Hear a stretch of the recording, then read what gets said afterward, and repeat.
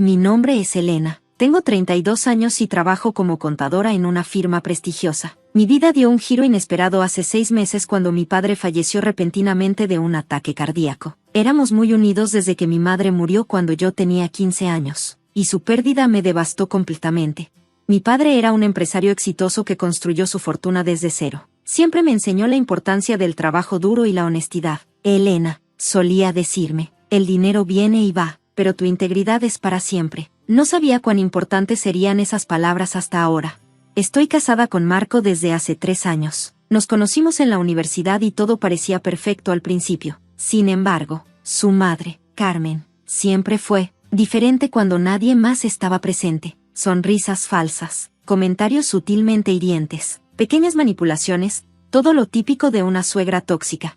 ¿Sabes, Elena? Marco podría haberse casado con la hija del socio de su padre, me dijo una vez durante una cena familiar. Ella acaba de comprar su tercera casa en Miami. El mensaje era claro, yo no era suficientemente buena para su hijo. Cuando mi padre falleció, Carmen se mostró sorprendentemente servicial, organizó el funeral, se encargó del catering, incluso ofreció su casa para el velorio. En ese momento, estaba tan abrumada por el dolor que no vi las señales. Déjame ayudarte con todos los papeles legales. Querida, insistió Carmen, conozco a un excelente abogado que puede manejar todo el proceso de la herencia. Acepté, pensando que por fin estaba viendo su lado amable. El abogado, el señor Torres, era un viejo amigo de Carmen. Durante la lectura del testamento, sentí que el mundo se detenía. Según el documento, mi padre había dejado toda su fortuna, aproximadamente 800,000 pesos, a Marco y Carmen, con la condición de que cuidaran de mi bienestar. Esto debe ser un error, dije inmediatamente. Mi padre nunca haría algo así. Carmen puso su mano sobre la mía, con una sonrisa que no llegaba a sus ojos. Tu padre sabía que eres algo impulsiva con el dinero, querida. Solo quería asegurarse de que estuvieras bien cuidada. Miré a Marco, esperando que dijera algo, que me defendiera, pero él solo miraba el suelo, evitando mis ojos. Mamá tiene razón, Elena, es lo mejor para todos.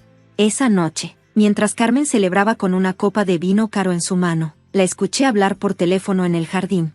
Todo salió perfecto, se reía. Deberías haber visto su cara. Ahora Marco y yo tendremos la vida que merecemos, y ella tendrá que conformarse con lo que le demos. Mi mundo se derrumbó en ese momento. No solo había perdido a mi padre, sino que ahora mi esposo y mi suegra estaban robando lo que él había trabajado toda su vida para dejarme. Pero recordé algo crucial. Mi padre siempre guardaba documentos importantes en una caja fuerte en su oficina en casa. Carmen había insistido en que la oficina se mantuviera cerrada, por respeto, durante el periodo de duelo. Esa noche, después de que todos se fueran a dormir, entré sigilosamente en la oficina de mi padre. La caja fuerte estaba detrás de un cuadro. Como siempre, la combinación era mi fecha de nacimiento. Papá era sentimental así. Dentro encontré exactamente lo que esperaba, el testamento original, firmado y notarizado 3 meses antes de su muerte. Era completamente diferente al que se había leído. Todo estaba a mi nombre, con instrucciones específicas sobre cómo manejar las empresas y los bienes. También encontré algo más, una carta. Querida Elena, comenzaba, si estás leyendo esto, algo me ha pasado. Sé que Carmen ha estado presionando para obtener información sobre nuestros negocios y finanzas. No confío en ella. He dejado copias de este testamento con mi abogado personal, Richard Méndez. Su tarjeta está adjunta. Confía en él, no en cualquier otro abogado que te recomienden. Te amo, papá. Mis manos temblaban mientras sostenía los documentos. Tenía pruebas, tenía la verdad, pero también tenía que ser inteligente. Carmen y Marco no sabían que había descubierto su plan. Tomé fotos de todos los documentos con mi teléfono y los volví a colocar exactamente como los había encontrado. Mañana contactaría al abogado Méndez, pero por ahora, regresé a la cama junto a mi esposo traidor, planeando mi próximo movimiento. Lo que Carmen no sabía era que yo había heredado más que el dinero de mi padre. También heredé su inteligencia para los negocios y su determinación. Pronto descubriría que meterse con la hija de Roberto Salazar fue el peor error de su vida. La mañana siguiente me desperté temprano, mucho antes que Marco. Me vestí con mi mejor traje, el mismo que usaba para las reuniones importantes con clientes. Hoy tenía la reunión más importante de mi vida. El abogado Richard Méndez tenía su oficina en el distrito financiero. Era un edificio elegante pero discreto, muy diferente de la ostentosa oficina del abogado de Carmen. Señorita Salazar, me saludó Méndez, un hombre de unos 60 años con ojos astutos y amables. He estado esperando su llamada. Le mostré los documentos que había fotografiado. Sus ojos se entrecerraron mientras los examinaba en mi teléfono. Esto es exactamente lo que temíamos, dijo finalmente. Su padre vino a verme 3 semanas antes de su muerte. Estaba preocupado por algunos movimientos sospechosos en sus cuentas empresariales. ¿Movimientos sospechosos? Alguien había estado intentando acceder a información confidencial. Su padre sospechaba de su suegra, pero no tenía pruebas concretas.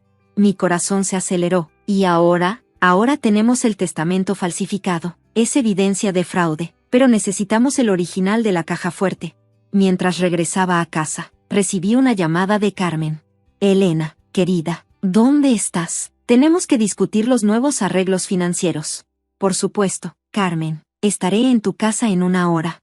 La mansión de Carmen era exactamente lo que esperarías de alguien obsesionado con las apariencias, grande, ostentosa y fría, como ella. Marco estaba allí, junto con el señor Torres, su abogado cómplice. Elena, Carmen sonrió. Hemos estado revisando las finanzas. Creemos que es mejor que vendamos algunas propiedades de tu padre, ya sabes, para hacer una inversión más prudente. ¿Qué propiedades? Oh, esa vieja oficina en el centro, para empezar, y tal vez la casa de playa. Realmente no necesitamos tantas propiedades. La casa de playa, donde papá me enseñó a nadar, donde celebramos mi graduación, donde me propuso Marco, todo era parte de su plan. También, continuó Carmen, necesitamos que firmes estos documentos. Son solo formalidades para transferir algunos activos. El señor Torres deslizó unos papeles hacia mí. Eran documentos de transferencia para todas las empresas de mi padre. ¿Por qué la prisa?, pregunté inocentemente. Carmen se tensó ligeramente. Solo queremos resolver todo rápidamente. Por tu bien, querida.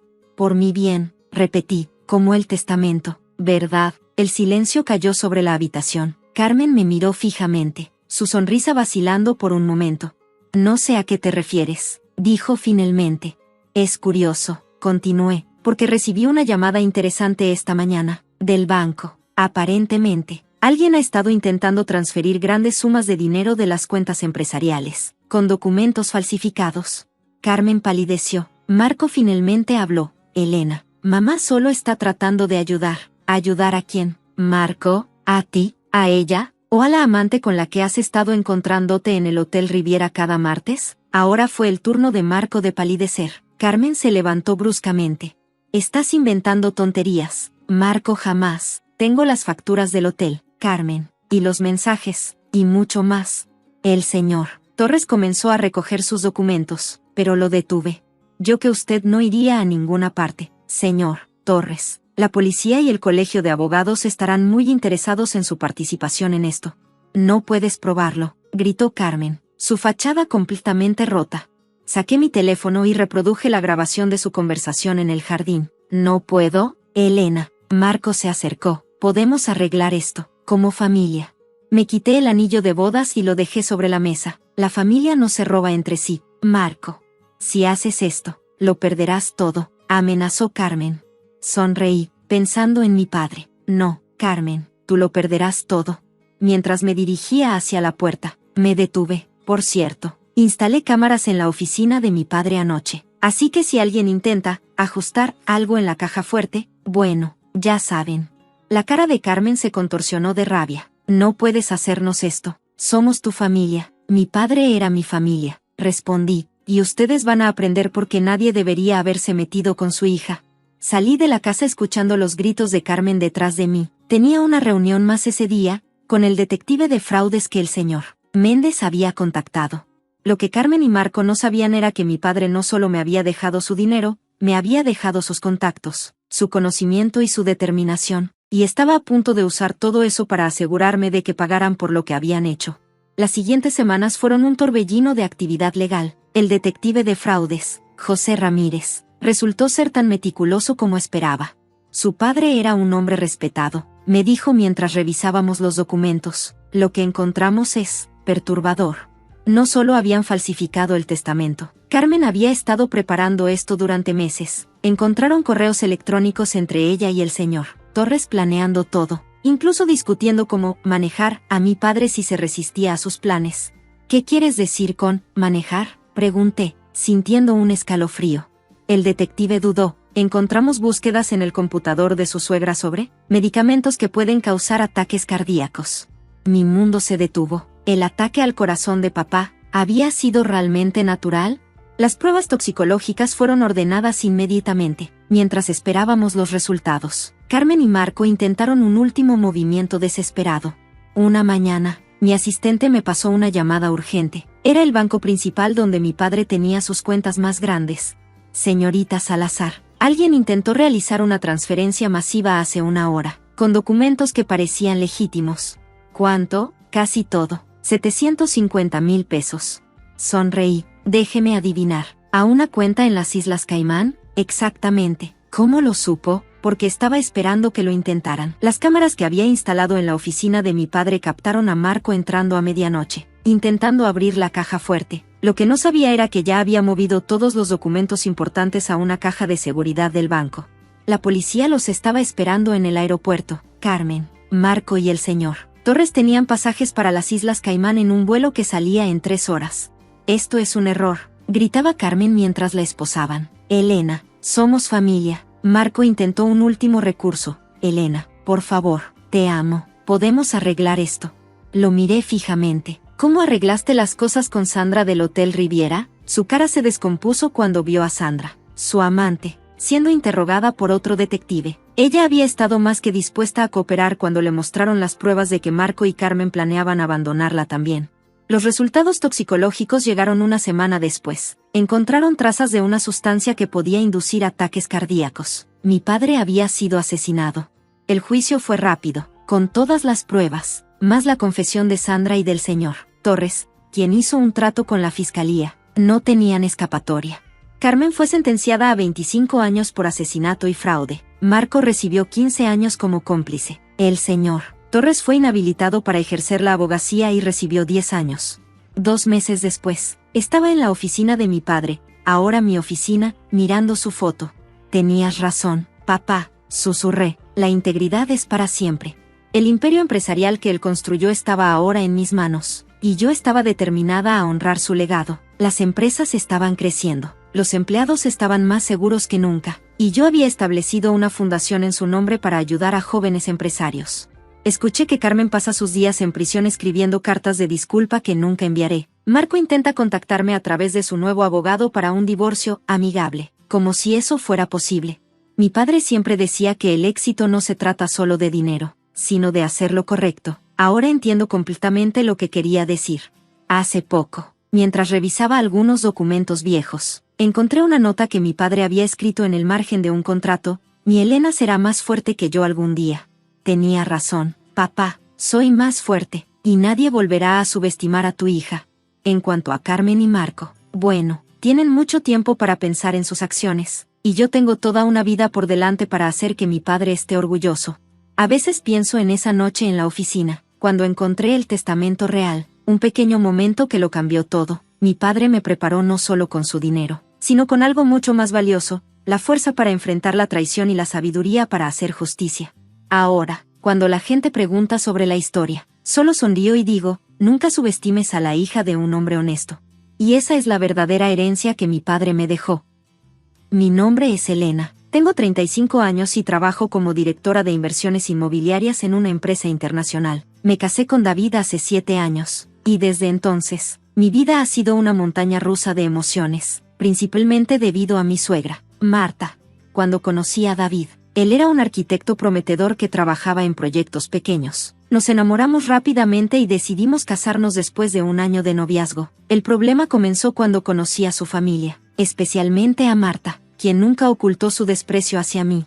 Mi hijo merece a alguien de nuestra clase social, fue lo primero que me dijo cuando David me presentó, no alguien que tiene que trabajar para vivir. Lo que Marta no sabía era que yo venía de una familia de inversores inmobiliarios. Mi abuelo me había enseñado todo sobre el negocio desde que era pequeña, y cuando falleció, me dejó una considerable cartera de propiedades. Sin embargo, decidí mantener esto en privado y construir mi propia carrera.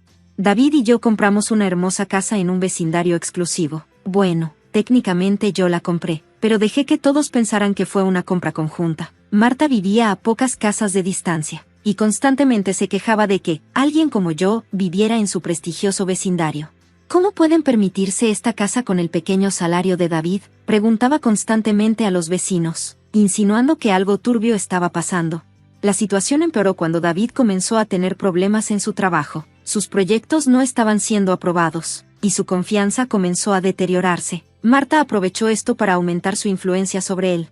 Si te hubieras casado con Victoria, decía Marta frecuentemente, refiriéndose a su antigua novia, ahora serías socio en el estudio de arquitectura de su padre. Intenté apoyar a David tanto como pude. Le sugerí que iniciara su propio estudio. Incluso me ofrecía ayudarlo financieramente, pero su orgullo y la influencia de su madre le impedían aceptar mi ayuda. No necesito tu dinero, me dijo una noche después de otra cena desastrosa con su familia. Puedo arreglármela solo. Las cosas se complicaron aún más cuando recibí una oferta para supervisar un proyecto importante en Dubái. Era una oportunidad única que requería que viajara por 3 semanas.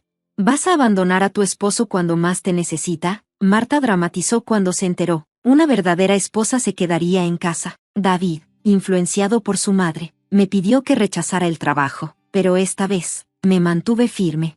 Este proyecto es importante para mi carrera, le expliqué. Son solo 3 semanas. La noche antes de mi viaje, tuvimos una fuerte discusión. David, presionado por su madre, me dio un ultimátum. Si te vas, no sé si estaremos bien cuando regreses. Me fui a Dubái con el corazón pesado, pero decidida a no dejar que manipularan mi carrera. Durante las primeras 2 semanas, apenas hablé con David. Él respondía a mis mensajes con respuestas cortas y frías.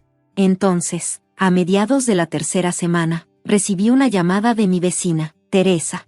Elena, no sé cómo decirte esto. Su voz temblaba, pero hay un cartel de «vendido» frente a tu casa, y Marta está supervisando una mudanza. Están sacando todas tus cosas. Mi corazón se detuvo por un momento. Llamé inmediatamente a David, pero su teléfono estaba apagado. Intenté contactar a Marta, pero me había bloqueado. Rápidamente, hice algunas llamadas a mis contactos locales y confirmé lo impensable. Marta había convencido a David de vender la casa, utilizando un poder notarial que él tenía para emergencias. Tu nuera no volverá a poner un pie en este vecindario. Escuché que Marta le decía a Teresa, sin saber que ella me lo contaría. Ya era hora de que David se liberara de esa aprovechada. Lo que Marta y David no sabían era que estaban a punto de recibir la sorpresa de sus vidas. Mientras empacaba mis cosas para regresar anticipadamente a casa, saqué de mi portafolio unos documentos que había mantenido en secreto durante todos estos años. Tomé el primer vuelo disponible de regreso a casa. Durante el largo viaje, recordé la conversación que había tenido con mi abuelo años atrás, poco antes de su fallecimiento. Elena, cariño, me había dicho mientras firmaba unos documentos, el verdadero poder no está en presumir lo que tienes, sino en saber cuándo revelarlo. Siguiendo su consejo, había mantenido en secreto que era la propietaria real de la mayoría de las casas en el vecindario donde vivíamos, incluyendo la casa de Marta. Todo estaba bajo el nombre de diferentes corporaciones, y yo era la única accionista. Cuando aterricé, me dirigí directamente a la oficina de mi abogado, James, quien había trabajado con mi familia durante décadas. ¿Ya se enteraron?, pregunté mientras entraba a su oficina.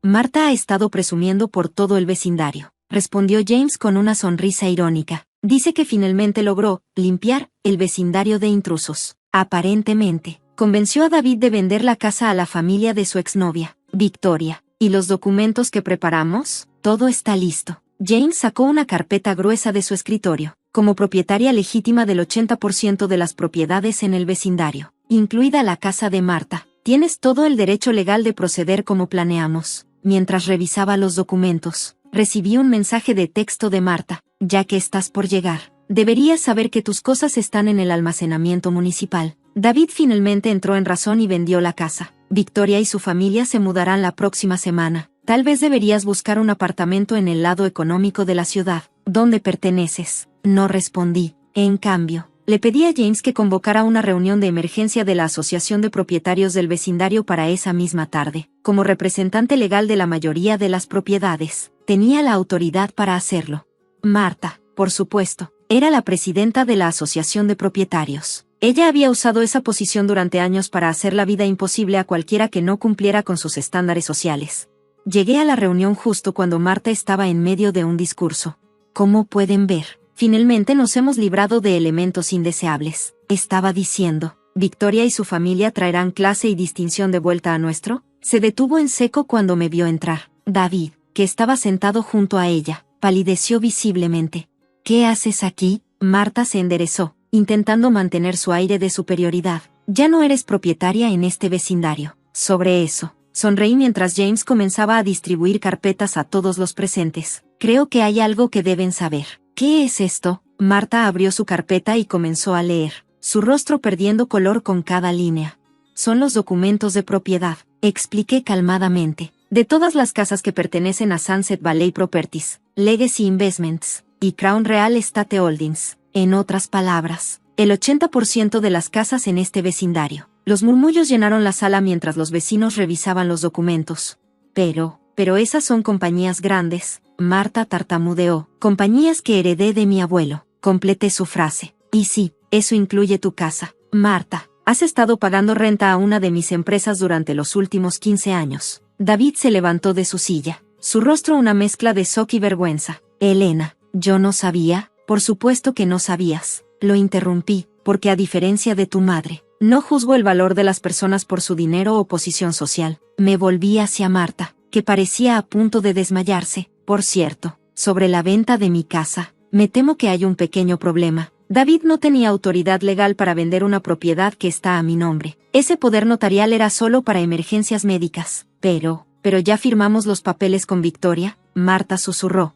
Ah, sí, sonreí. Sobre eso, James, ¿podrías explicarles las implicaciones legales de intentar vender una propiedad sin autorización del propietario? James se aclaró la garganta. Por supuesto, además de anular la venta, esto podría considerarse un intento de fraude inmobiliario. Las consecuencias legales podrían ser bastante serias. El caos estalló en la sala. Los vecinos que siempre habían seguido el liderazgo de Marta comenzaron a distanciarse físicamente de ella. Victoria y su familia, que estaban presentes en la reunión, se levantaron y se fueron rápidamente, evidentemente avergonzados por su participación en el esquema. Marta intentó recuperar el control de la situación. Esto es ridículo. No puedes hacer esto. En realidad, sí puedo, respondí tranquilamente. Y hay más. Saqué otro conjunto de documentos de mi maletín. Como nueva presidenta de la Asociación de Propietarios, continué, ya que tengo la mayoría de los votos por ser propietaria de la mayoría de las casas, mi primera acción oficial será revisar todos los contratos de arrendamiento. Marta se hundió en su silla, finalmente entendiendo la magnitud de su situación. No puedes echarnos, susurró. Este ha sido nuestro hogar por décadas. ¿Cómo intentaste echarme a mí? Respondí, pero no, a diferencia tuya, no voy a dejar a nadie sin hogar. Sin embargo, habrá algunos cambios. Me dirigí a todos los presentes. A partir de hoy, todos los contratos de arrendamiento serán revisados. Las rentas se ajustarán según el ingreso familiar real, no según las conexiones sociales o la influencia en el vecindario. Los vecinos que Marta había favorecido con rentas artificialmente bajas comenzaron a murmurar nerviosamente. También, continué, cualquier forma de discriminación o acoso hacia otros residentes resultará en la terminación inmediata del contrato. Sin excepciones. David, que había permanecido en silencio, finalmente habló. Elena, lo siento, dejé que mi madre me manipulara. Debí haberte defendido. Lo miré, sintiendo una mezcla de tristeza y decepción. Sí, debiste hacerlo, pero no lo hiciste. En cambio, intentaste vender nuestra casa sin mi permiso y planeaste dejarme sin hogar. Fue idea mía, interrumpió Marta, tratando de proteger a su hijo. Yo lo presioné, y ese es exactamente el problema, respondí. David es un adulto, pero sigue permitiendo que controle su vida. Bueno, es hora de que ambos aprendan algunas lecciones difíciles. Me volví hacia David. Te enviaré los papeles del divorcio mañana. No te preocupes. No tomaré acciones legales por el intento de venta fraudulenta de la casa. Pero nuestra relación está terminada. Marta comenzó a sonreír, probablemente pensando que había ganado al separarnos. Pero su sonrisa se desvaneció cuando continué. En cuanto a tu casa, Marta, tu renta se ajustará al valor real del mercado. Los descuentos especiales que recibía se terminaron. Si no puedes pagar, tendrás que buscar otro lugar para vivir. No puedes hacerme esto, gritó Marta. Soy tu suegra, no por mucho tiempo, respondí calmadamente. Además, tú misma lo dijiste, solo la familia recibe trato especial, ¿verdad? Y según tú, yo nunca fui parte de la familia. Los siguientes meses trajeron muchos cambios al vecindario. Marta tuvo que vender sus lujosos autos y joyas para poder pagar la nueva renta. David se mudó a un apartamento pequeño y finalmente comenzó a tomar control de su propia vida, aunque era demasiado tarde para nuestra relación. Contraté una empresa de administración profesional para manejar las propiedades, asegurándome de que todos fueran tratados justamente. Incluso establecí un programa de becas para familias jóvenes que quisieran comprar su primera casa. Un año después, mientras supervisaba la renovación de algunas propiedades, me encontré con Marta en el supermercado local. Se veía diferente, más humilde. Elena, me llamó suavemente. Yo, quiero disculparme. Fui cruel contigo todos estos años porque estaba celosa. Celosa de tu independencia, tu éxito, y de cómo mi hijo te admiraba antes de que yo lo arruinara todo. La miré, sorprendida por su honestidad. Gracias por la disculpa, Marta, respondí. Espero que hayas aprendido que el valor de una persona no se mide por su cuenta bancaria o conexiones sociales. Lo he aprendido, asintió. Y también he aprendido que a veces las personas que juzgamos como inferiores pueden resultar ser mucho más grandes que nosotros. Me despedí de ella y continué con mis compras, reflexionando sobre cómo la vida tiene una manera interesante de enseñarnos lecciones. Mi abuelo tenía razón, el verdadero poder no está en presumir lo que tienes, sino en saber cuándo revelarlo. Hoy, el vecindario es un lugar diferente. Ya no hay jerarquías sociales ni discriminación. Las personas son juzgadas por su carácter, no por su cuenta bancaria. Y yo, bueno, sigo trabajando duro, pero ahora lo hago sabiendo que ayudé a crear un cambio positivo. A veces me pregunto si debí revelar mi situación financiera antes, pero como dice el dicho, todo sucede en el momento adecuado, y en este caso, el momento no podría haber sido más perfecto.